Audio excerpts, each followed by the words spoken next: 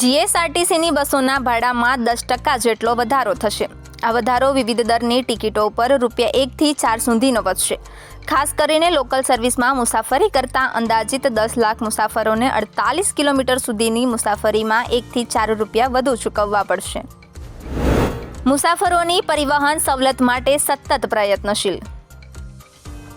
ગુજરાત રાજ્ય માર્ગ વાહન વ્યવહાર નિગમ દૈનિક 8,000 થી વધુ બસો થકી 32 લાખથી વધુ કિલોમીટરનું અંતર કાપી 27 લાખ મુસાફરોને અસરકારક જાહેર પરિવહનની સુવિધાઓ પૂરી પાડે છે।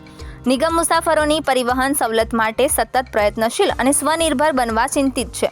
સાથોસાથ નિગમ વિદ્યાર્થીઓ, દિવ્યાંગો, પત્રકારો, રાજ્ય પારિતોષિક વિજેતા શિક્ષકો, ઇન્ટરવ્યૂ આપવા જતા નોકરિયાતો, કેન્સર, થેલેસીમિયા, સિકલ સેલના દર્દીઓ, રાજ્ય કક્ષાએ રમતગમતમાં ભાગ લેતા વિદ્યાર્થીઓ તેમજ દૈનિક અવરજવર કરતા નોકરિયાત ધંધાર્થી વર્ગને સહાયના ધોરણો મુજબ રાહત દરે અથવા વિનામૂલ્યે સુવિધાઓ આપવામાં આવે છે।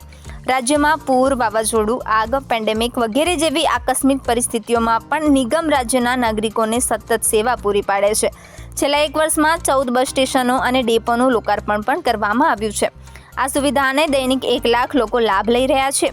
નિગમ દ્વારા વધુ અને સારી પરિવહન સેવાઓ પૂરી પાડવા માટે અંદાજે 7,000 જેટલા ડ્રાઈવર, કંડક્ટર અને મિકેનિકોની ભરતી પ્રક્રિયા હાલમાં પ્રગતિ હેઠળ છે।